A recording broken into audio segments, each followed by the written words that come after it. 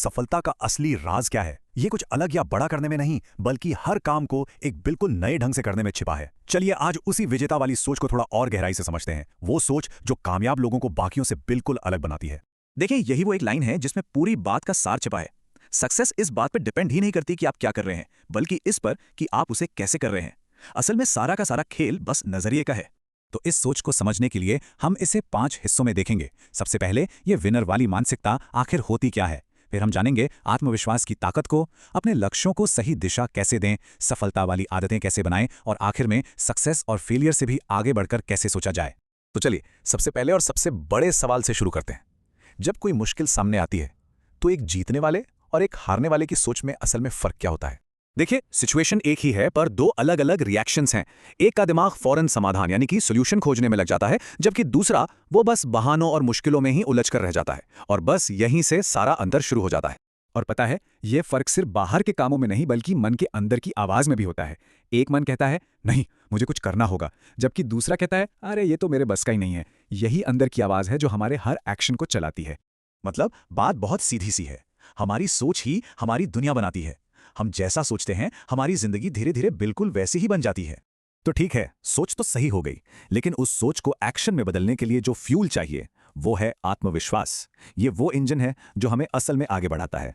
पर ये आत्मविश्वास, ये कॉन्फिडेंस आखिर है क्या चीज? आत्मविश्वास का मतलब ये बिल्कुल नहीं है कि किसी में कोई कमी ही नहीं है या वो परफेक्ट है। नहीं, इसका असली मतलब है अपने आप पर यह यकीन रखना कि हाँ, मैं सीख सकता हूं, मैं खुद को बेहतर बना सकता हूं। यह सीखने की क्षमता पर विश्वास करना है। और इसका जो असर होता है ना, वो कमाल का होता है। जिस पल कोई इंसान खुद पर यकीन करना शुरू करता है, पता नहीं कैसे पर पूरी दुनिया उस पर यकीन करना शुरू कर देती है। हमारा भरोसा दूसरों के भरोसे को अपनी तरफ खींचता है। तो अच्छा, आत्मविश्वास भी है, लेकिन अगर कोई दिशा ही ना हो तो?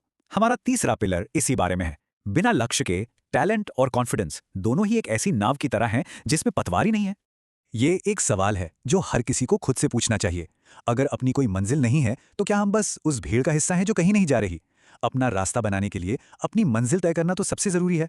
यहाँ अंतर एकदम साफ है। एक तरफ मंजिल तय है और रास्ता बिल्कुल क्लियर, और दूसरी तरफ हर मोड़ पर बस कंफ्यूजन है कि अब जाएं तो जाएं कहां। और इसका एक बहुत ही आसान लेकिन पावरफुल तरीका है। अपने गोल्स को लिखिए, छोटे गोल्स भी और बड़े गोल्स भी।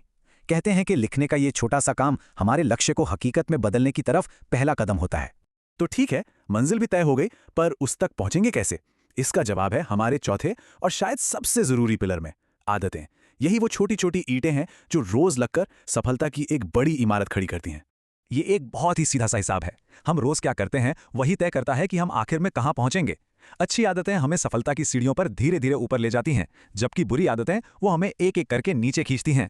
और मजे की बात यह है कि ये आदतें बहुत मामूली हो सकती हैं, जैसे हर रोज समय पर उठना, रोज सिर्फ कुछ पन्ने पढ़ना, या फिर अपने काम में अनुशासन बनाए रखना।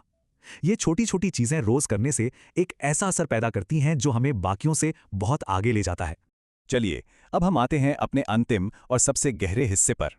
यहाँ हम उन उसूलों की बात करेंगे जो हमारे नजरिए, हमारे चरित्र और हर हाल में डटे रहने की हिम्मत की नींव रखते हैं।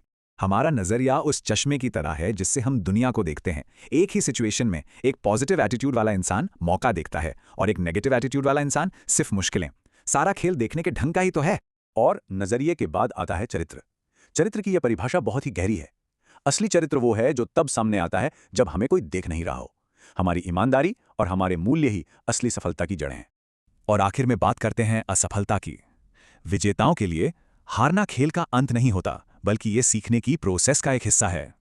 वो इससे सीखते हैं और मजबूत होकर आगे बढ़ते हैं, जबकि हारने वाले इसे रुक जाने का एक बहाना मान लेते हैं। तो इन सब